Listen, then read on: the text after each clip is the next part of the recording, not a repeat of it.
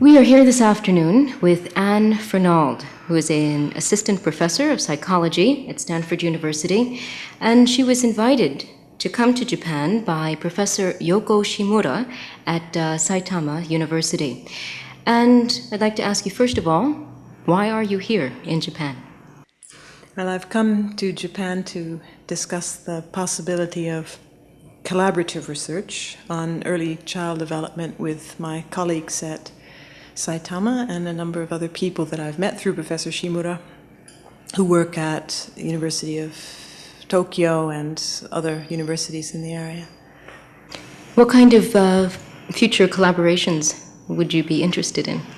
Well, the work that I have been doing for the past several years focuses on speech to children, to very small infants.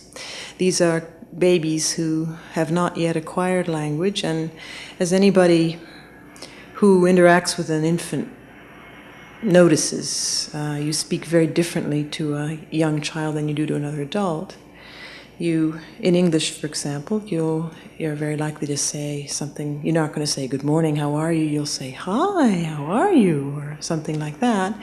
You raise the pitch of your voice, you speak more slowly, you have long pauses, the utterances are shorter. There are a number of things you do with the melody of your voice as well as with the linguistic structure of speech that are very, very different. Now, people have studied this phenomenon. It's called motherese, primarily from the point of view of linguistics, asking why does simplified speech help the child? And an obvious answer is that the child doesn't know language, and so you're simplifying the grammar of the language in order to make it easier for a baby to understand, to decode language and sort of get a grip on it for the first time. Well, our research focuses really on the first year of life when babies aren't paying so much attention to grammar and syntax and semantics and the linguistic structure of the language yet. And the work that we do focuses on how emotion is communicated through intonation or the melody of the voice. When you say hi, you are making your voice more interesting to the baby. You're holding the baby's attention, you're communicating positive emotion, you're doing all sorts of things that are probably more important than anything linguistic that's happening. So that really is the central focus of the research.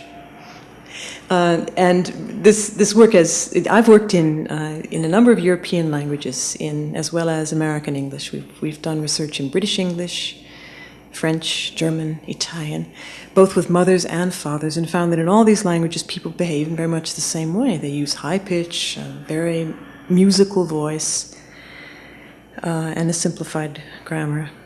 So it was of considerable interest to us to extend this work to languages that are very different from English and cultures that are very different from American and Western European culture. And Japan is an ideal place to begin that cross-cultural collaboration because it's a culture that is a society that is industrialized and has many things in common with European culture. However, its attitudes toward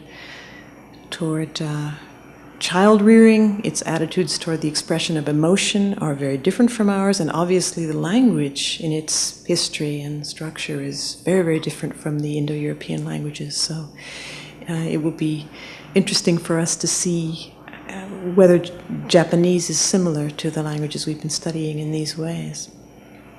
So you are planning to conduct similar kinds of research that you've been doing in America here in Japan? Mm-hmm. We've been recording Japanese families at Stanford in California. These are babies of families that are visiting the United States, associated with industry or are in the medical profession or something like that. But it's difficult to say whether these families are really typical. So here we have the opportunity through working with Professor Shimura and her colleagues to learn something about Japanese families in this area that will allow us to make comparisons with the Western European groups that we've been studying before. In particular, we're interested in in how adults use speech when talking to babies that don't yet have language. The Japanese adore children. Americans think that they're a child-centered society. We are in many respects, but when I see the amount of attention that gets focused on the small child in Japan, not just attention, but positive attention and indulgence, really. The Americans would call it spoiling, but I'm not going to call it that after having seen it in action, because it's something that's really rather wonderful to behold. The kind of total acceptance of the child, even when behaving in ways that might be disruptive.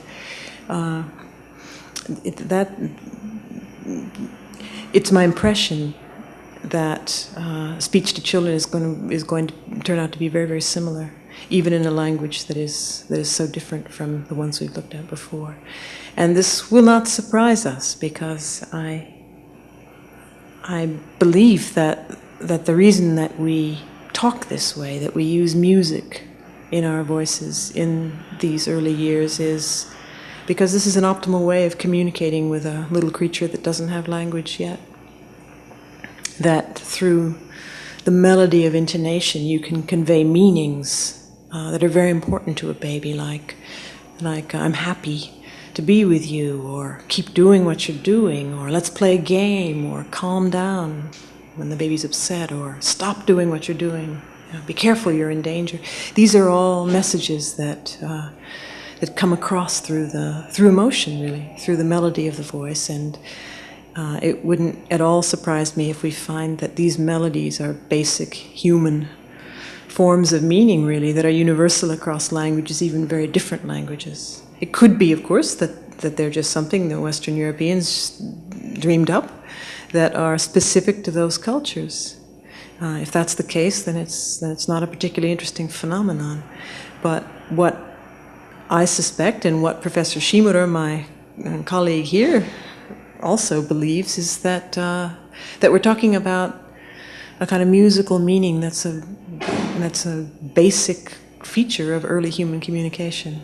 So that even in languages that are very, very different, and in cultures that have traditions that are historically quite distant from one another, that we're using the same strategies, the same ways of communicating with our young before they become speakers of English or speakers of Japanese, that this is a sort of universal mother tongue, although fathers use that same tongue, that transcends linguistic boundaries in order to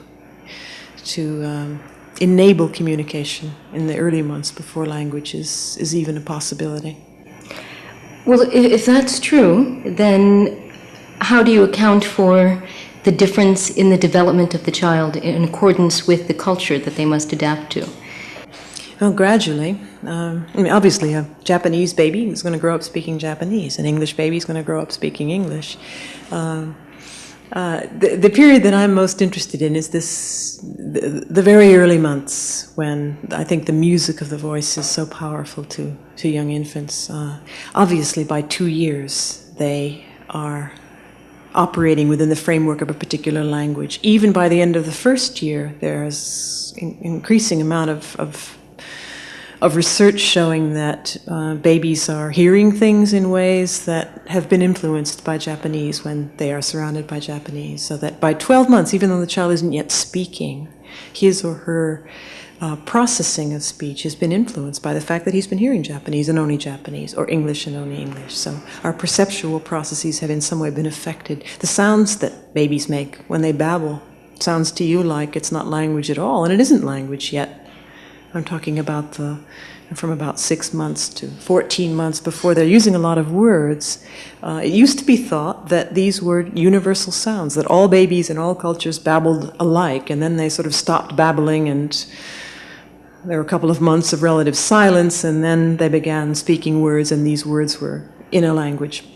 Well, what the recent research is showing is that this babbling already shows the characteristics of the mother tongue of the native language. Chinese babies babble with tones, and tones, of course, are very important in Chinese. And in Japanese, these tones are not so important, and they don't show up there. This is work, in fact, that's research that has been done in Japan. So the process of becoming a speaker of Japanese or becoming a speaker of English is going on at the same time. You're gradually learning your own language, but I think what gets you started in the business of communicating with other human beings is something that is shared by all languages, that is common to all languages, and it's this emotional level. Just the way the smile is a cultural universal. You go to New Guinea, you go to Africa, you go to China, you go to Japan, you go to New York City, and a smile has much the same meaning. The voice of anger has much the same meaning. Now, cultures have different rules about when it's appropriate to do these things, but there's something biological about the smile. It's not something you learn to do. Even blind children smile without ever having seen it. It's a physiologically influenced response. And of course, you learn the rules of your culture about when it's appropriate to use this signal, but they're common across cultures. And I think that these emotional elements in the voice are universal in the same way. That when you speak in a comforting voice to a baby, it's not something that you learn the way you learn the word chair in English and isu, is that the word? Yes, in Japanese, or chaise in French, or Stuhl in German. I mean, those are arbitrary little bits of sound that get attached to a thing in the world, and they could be different. You know, every language comes up with a different sound, and it's completely conventional. It's completely arbitrary. But the comforting sound, when you make your voice low and soothing to a baby, is not an arbitrary sound in the same way. In the same way, if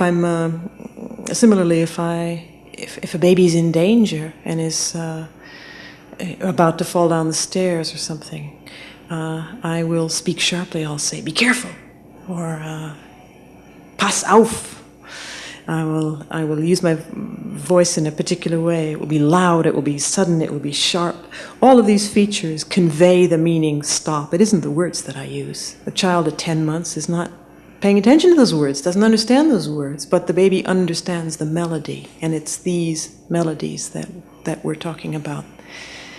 So what we've already done extensive research on the nature of these universal melodies in Western European languages. And the real question is, are the patterns going to be similar in Japanese, where the language and the culture are so different? Can you give us just a general idea of how the research is actually conducted? What is involved? Well, there are two basic strategies in research of this sort. One is an observational strategy, where you basically go and sit in the corner of people's homes and make video recordings, tape recordings of their voices in natural interaction. Of course, the fact that you are present, that you're an observer present, influences the situation to some extent. But you try to make people feel as comfortable with the situation as you can.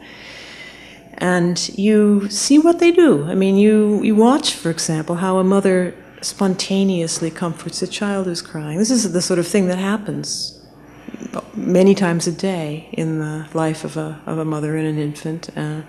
So you arrange a situation such that you can kind of capture these little bits of everyday life that are universal events in the life of an adult and a child who are together. And then you analyze various aspects of the situation. Now, in our case, we're interested in the voice primarily, so we analyze the intonation or pitch of the voice, but we're also interested in gestures and in other forms of nonverbal behavior and in language too. So we will then take these videotapes and audio tapes and make transcripts of them and perform various measurements, for example, to show that in speech to a baby, you speak with higher frequencies, for example. And whether it's mother's speech or father's speech, or even children do this. Even people unfamiliar with babies do this. But that would be how you'd show that, by collecting numbers of examples of speech to kids, speech to small babies, and speech to other adults, and then performing acoustic measurements. And then to test your hypothesis, which is that pitch changes in the presence of an infant. That's what you call an observational or naturalistic study. But if you then ask yourself, well, why are we doing this? And one idea that occurs to you is that by speaking this way, you are getting the baby's attention more effectively, or you're conveying emotion more effectively, or you're making yourself more interesting to the child, or something like that. That kind of claim has to be tested then in a scientific experiment. And that's really a different research strategy. There you try to, for example, if you want to test the claim that high frequencies are more interesting to babies, and this may be why mothers use them, fathers use them, this may be why across all these different languages we see parents using this intuitive behavior quite spontaneously. Then you arrange a situation where infants choose one kind of sound to listen to or another kind of sound. You have to, it's an experiment in which you give babies the choice of which they listen to. They learn to turn their heads one way in order to get one kind of sound, and turn their heads another way in order to get the other kind of sound, and you watch what they do in this situation. So if the baby turns their head to the left, they may hear the sound, oh yeah, well, today it was raining. If they turn their head to the right, to the other side, then they'll hear, hey, how you doing? Yeah, look, or something like that, a sample of speech to babies. So the sound is under the baby's control, and 4-month-old babies are quite capable of learning this, of discriminating, and of making choices. So you watch a baby for 10 minutes, and not just one baby, but lots of babies, 10 minutes each in this situation, and you see which they tend to choose more often. And then on the basis of that kind of evidence, you can make some conclusion about preference. And, obviously one little study like that doesn't give you a very complete answer. So you have to do many studies and rely on the work of your colleagues, of numbers of researchers in this area, in order to tell the whole story. But what you find out then is that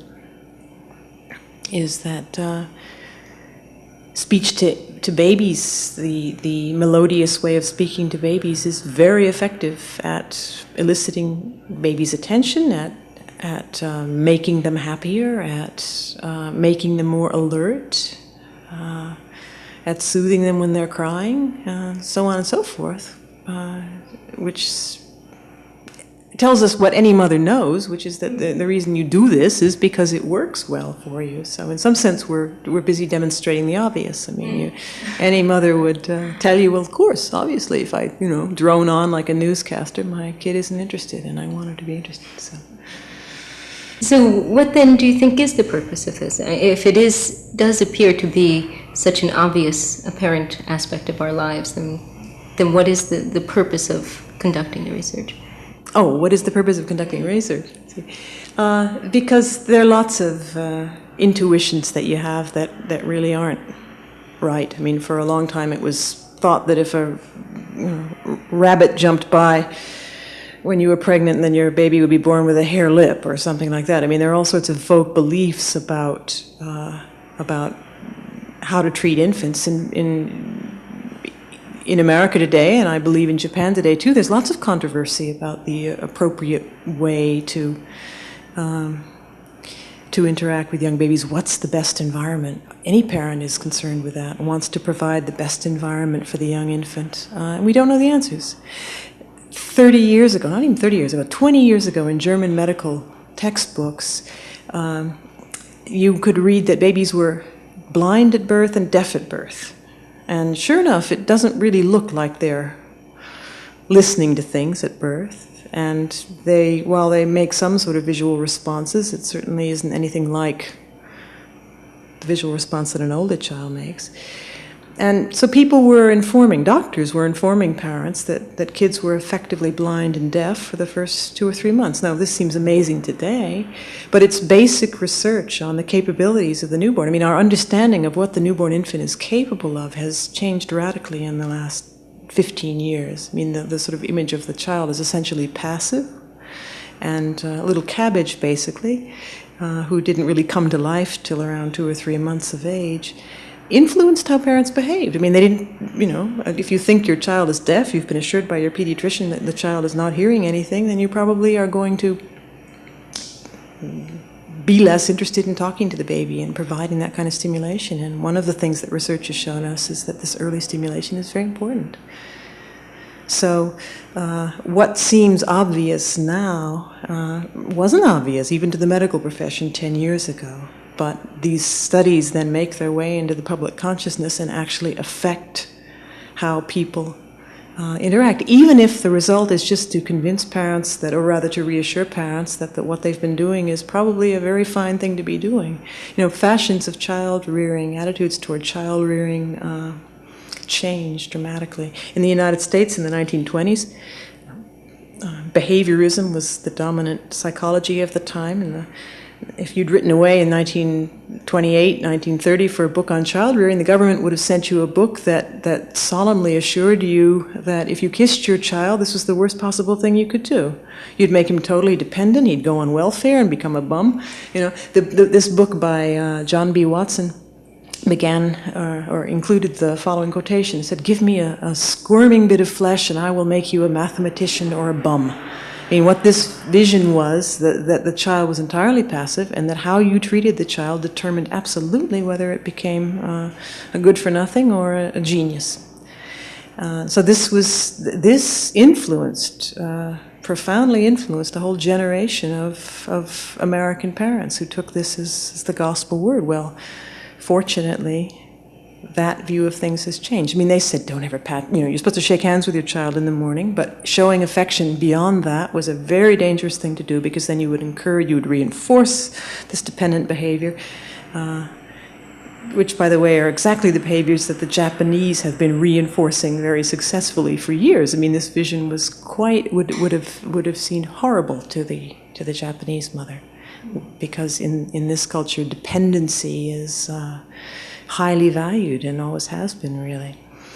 So it takes research to undo ideas like that take hold. And a lot of what has been happening in the last 10 or 15 years in research is that we've been demonstrating, many people have been demonstrating, that infants are capable of a lot more than anyone thought, that their perceptual systems are functioning, that they're cognitively much more precocious than people had imagined, that they are sensitive to emotional communications in a way that we hadn't imagined. And this, I think, has influenced the kind of, perhaps more in America, I should say that, perhaps more in America, where we may be more susceptible to fashions of child rearing.